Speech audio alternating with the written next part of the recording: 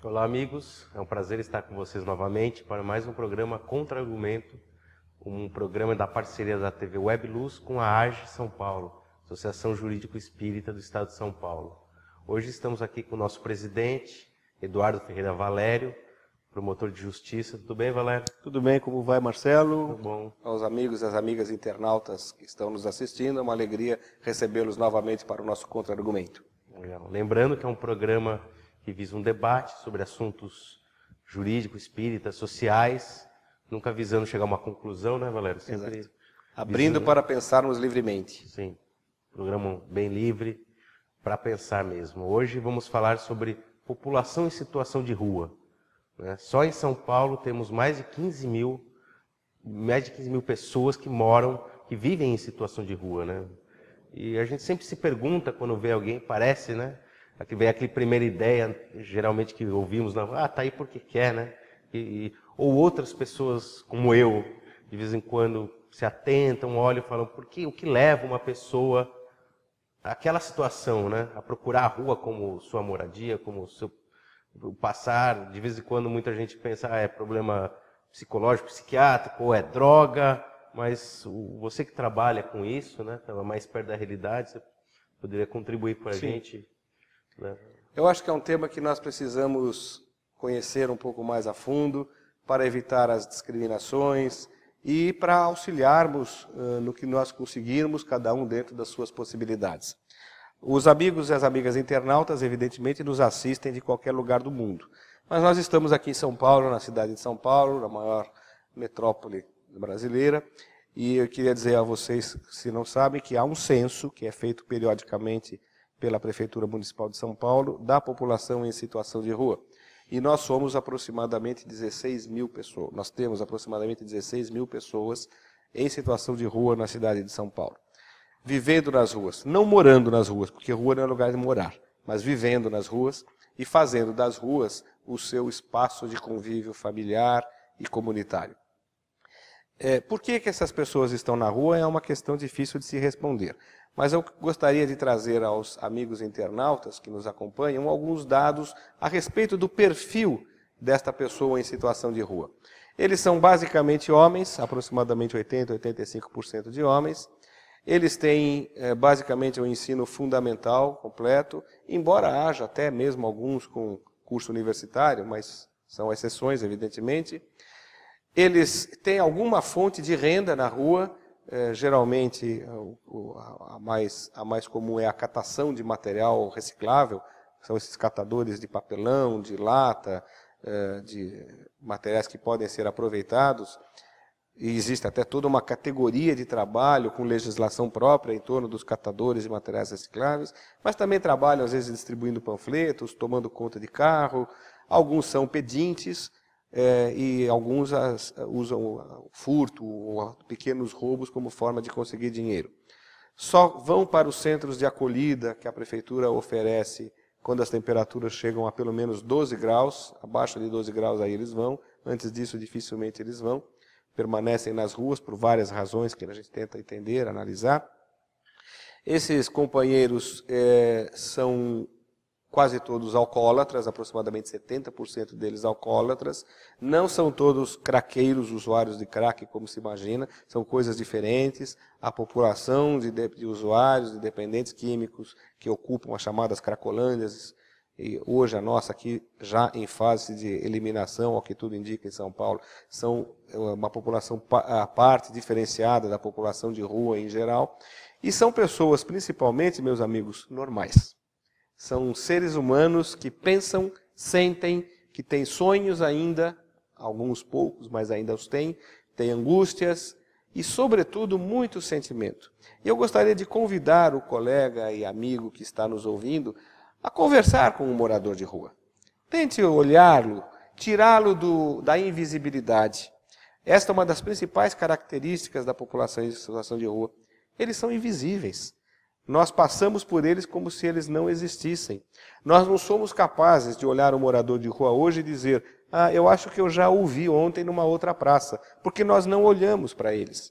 Esse processo da invisibilidade é muito estudado por alguns psicólogos e é algo que fere muito fortemente o sentimento desses companheiros, porque nada pior do que ser ignorado no espaço onde estamos. É como se nos dessem uma geladeira social, não é? Lembra disso? Na escola a gente falava, não é? Coloca o fulano na geladeira. É isso que nós fazemos com a nossa população em situação de rua. Então a primeira ideia que nós precisamos ter em mente são seres humanos, espíritos imortais como nós.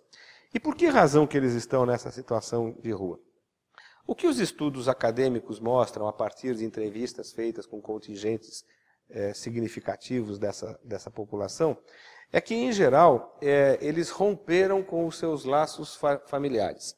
E este rompimento dos laços familiares decorre, em geral, da dificuldade de inserção no mercado de trabalho. E aí nós chegamos num ponto fundamental. Hoje, é bem verdade, os índices de emprego estão altíssimos no Brasil. Há poucos desempregados, de fato, no Brasil. Porém, a relação de trabalho está profundamente precarizada. O que significa? Empregos existem, mas eles pagam muito mal e exigem muito. Não só em termos de tempo, mas em termos de qualificação pessoal. A competição no mercado de trabalho hoje é como nunca houve na história da humanidade. E estas pessoas não conseguiram acompanhar essa competição. Não tiveram ou disciplina pessoal, ou estímulo, ou alguma dificuldade pessoal, não conseguiram se atualizar nas exigências do mercado para conseguir mexer com tecnologias, para conseguir conviver com outros modelos de organização das empresas e acabaram excluídas do mercado de trabalho. São os verdadeiros excluídos. E numa sociedade capitalista, em que tudo gira em torno das posses, do ter, da propriedade, quem não consome está fora, é o excluído. E eles passaram a reduzir a sua capacidade de consumo por conta dessa exclusão do mercado de consumo. Isto gera em casa uma vergonha. O homem desempregado que não consegue trazer dinheiro para casa começa a ser desrespeitado pela mulher e pelos filhos. E onde que ele vai afogar as mágoas, como se diz por aí? Na bebida, na pinga. E aí ele entra num ciclo vicioso. Daquela situação de desemprego, ele acaba entrando numa situação de desgaste ou de desprestígio familiar, que ele acaba tentando afogar no álcool, que acaba aprofundando ainda mais a sua relação em família. E aí, para ele ir para a rua, é infelizmente um passo. Vai um dia, depois vai na semana seguinte, depois fica 2 dias, e aí acaba indo para a rua definitivamente. Depois de aproximadamente 2 anos, dizem as pesquisas, dificilmente ele sai da rua. Ele já cria uma vinculação na rua, se acostuma de tal modo àquela situação, que todas as políticas públicas voltadas a tirá-lo da rua já ficam bem mais comprometidas e precisam ser políticas públicas mais bem pensadas. Meus amigos e minhas amigas, antes que nós concluamos esse nosso primeiro bloco, gostaria de convidá-los a que vejam nesses seres que estão nas nossas calçadas e nas nossas praças, no nosso dia a dia, companheiros como nós, companheiros de jornada, espíritos como nós, que poderíamos ser nós próprios, porque nós temos as nossas múltiplas encarnações e não sabemos se a nossa situação existencial de hoje é a mesma da última encarnação ou será a mesma da próxima encarnação.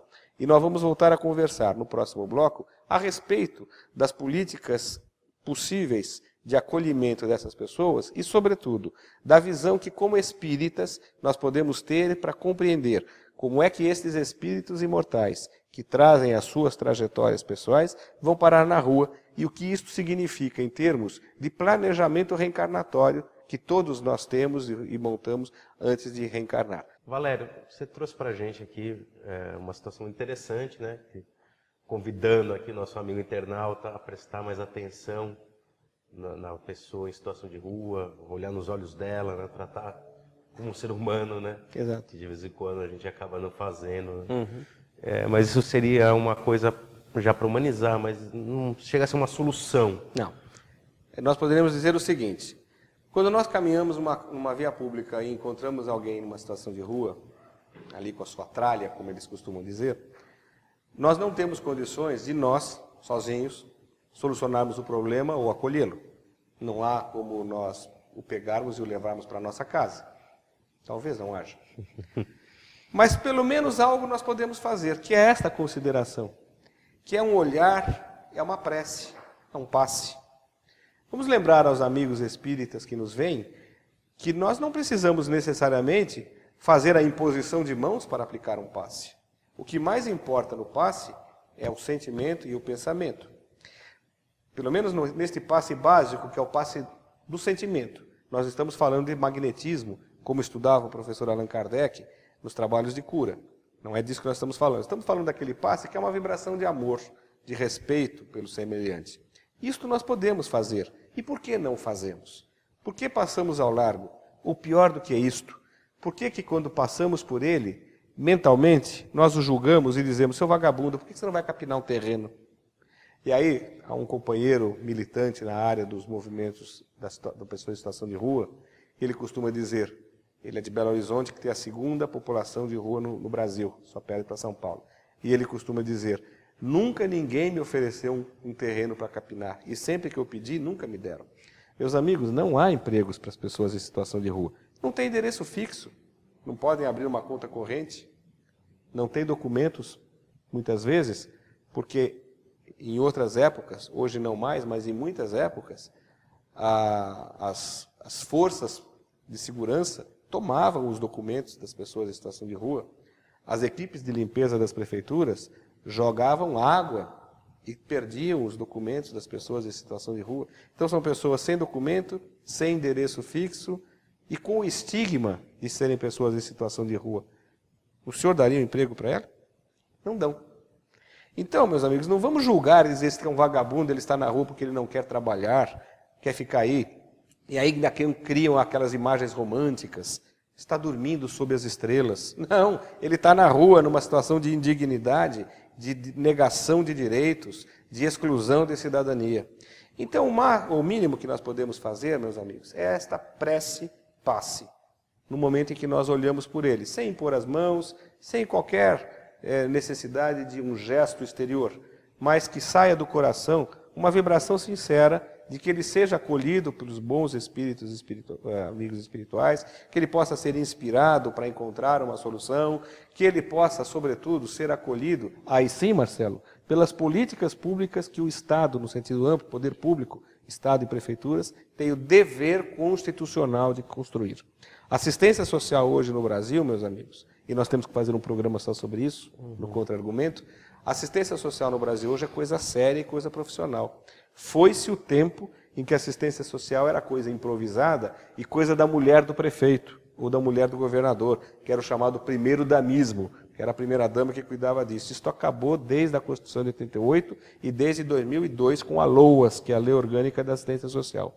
E hoje nós temos, no Sistema Único de Assistência Social, o SUAS, a chamada Proteção Social Especial, que é uma maneira técnica e profissional de fazer assistência social voltada para as pessoas em situação de rua, com uma política nacional, um decreto presidencial do tempo do presidente Lula, em que se traça ali aquelas condições mínimas para acolhimento da população em situação de rua, que passam pela busca ativa, que é esta abordagem nas ruas, que tem que ser feita com criação de vínculos, com muito carinho, com criação de vínculos de confiança, o acolhimento no sistema próprio, casas de acolhida, os antigos albergues, que se chamavam albergues, com humanidade, sem disciplina militar e sem que eles sejam tratados de modo infantilizado, como muitas vezes acontece. Segurança alimentar e nutricional, hoje nós temos uma lei orgânica de segurança alimentar e nutricional, derivada daquele belíssimo movimento cívico que nós tivemos na história brasileira e que nós esquecemos, chamado pelo Betinho, o Herbert de Souza, Fome Zero. Então nós temos hoje a LOSAN, que é a Lei Orgânica da Segurança Alimentar e Nutricional, que investe na agricultura familiar e que garante ao morador de rua, à pessoa em situação de rua, a condição alimentar balanceada e, sobretudo, as portas de saída. Trabalho e renda, educação e moradia. Então, a política nacional da população em situação de rua ela é abrangente e tenta buscar o homem na sua completude, dando especificidades, por exemplo, ao dependente químico, que aí a assistência social tem que trabalhar em consonância com a saúde, CAPS, eventual e excepcionalmente internação, nos casos mais graves, Tem que trabalhar com a educação no sentido da qualificação profissional, tem que trabalhar com a Secretaria do Trabalho no sentido do empreendedorismo, das frentes de trabalho, até chegar na moradia, que é o último, porque, segundo aquela pesquisa que nós nos referimos há pouco, 70% das pessoas que estão na rua tinham casa, e eram casas de alvenaria, ou seja, não eram barracos em favelas, moravam bem, perderam a casa por conta daquela degradação da vida pessoal, como nós falamos há pouco. Meus amigos, tudo isso numa visão que hoje as políticas públicas tratam a respeito da população em situação de rua e que nós, espíritas, temos que compreender que, como espíritos imortais que somos, nós trazemos as nossas dificuldades e podemos perfeitamente, no meio do jogo, desistir dele. Eu não quero mais jogar. Muitos se suicidam por causa disso e sofrem as gravíssimas consequências espirituais que a literatura espírita nos ensina. Outros saem, querem ir para a rua e ficam andando, são chamados trecheiros. Esses que a gente vê caminhando pelas estradas sem destino. São pessoas que parecem que não estão mais dispostas a enfrentar os dilemas da vida e os seus próprios dilemas pessoais. Nós não podemos julgá-los. Quem somos nós para julgá-los? É preciso acolhê-los, dar-lhes algum sentido à vida, mas, sobretudo, compreender que, como espíritos imortais que somos, as experiências se renovam. Então, se não nesta, numa próxima encarnação, certamente essas pessoas terão um outro caminhar. Mas o que é fundamental é o seguinte, o fato de estarem na rua não as torna inúteis. Essas pessoas sentem e têm profunda sensibilidade. E eu queria contar uma história para vocês que mostra este sentimento dessas pessoas. Em Belo Horizonte, há aproximadamente 2 anos atrás, um criminoso entregou de presente uma garrafa de pinga a um morador de rua que estava numa praça próxima ao Largo 7, uma rua próxima ao Largo 7 de Setembro, em Belo Horizonte. Esta garrafa de pinga, Marcelo, estava contaminada com chumbinho. A intenção era de que aquele morador de rua matasse. Nada pessoal, nem se conheciam. Essa maldade, este ódio de querer matar o diferente, de matar o pobre. Ele não morreu. Sabe por quê, Marcelo? Porque ele dividiu a pinga com todo o grupo. Ele não foi egoísta. E aí todo mundo tomou uma dose que foi insuficiente para a morte. Se ele fosse um homem ambicioso e egoísta, como são muitos que não estão na rua e que estão morando em belíssimos apartamentos de 2 milhões de reais, ele possivelmente teria morrido. Mas ele foi solidário, ele dividiu a pinga que ele ganhou com o semelhante. Esta pessoa, meus amigos, que nós estamos julgando e dizendo que ele é um vagabundo. Vamos pensar criticamente e com muita amorosidade nessas questões, para que nós não sejamos, também nós, responsáveis por essa situação, com a nossa omissão ou com o nosso julgamento precipitado e cruel. O Espiritismo nos ensina a importância de vermos o semelhante como alguém com quem estamos a caminho. É o companheiro, aquele com quem se come o pão. Essa é a etimologia da palavra. Somos todos companheiros, independentemente de classe social, de condição econômica ou de situação social. Obrigado, Valério. Essa pessoa que você teve essa intenção de matar, né? Você vê como nós que somos espíritas deveríamos ter esse pensamento. A presença, falando, né, criticamente, em uma meia-culpa, a presença deles incomoda. Exato. Não é física, né? Você vê como a gente... Porque nos sentimos cobrados. Sim. Nos sentimos cobrados, né? E, exatamente. Então, por que um irmão está nessa situação, né? E gera essa... O que a gente faz com esse sentimento, né? Esse que é o principal. Obrigado, viu, Eu que Valério? agradeço. Muito obrigado aos amigos e às amigas internautas e a você, Marcelo, programa Contra-Argumento. Tá certo? Esperamos que seja esse programa útil para um aprimoramento do seu espírito, para uma elevação, uma reflexão. E aguardamos vocês no próximo programa. Muito obrigado.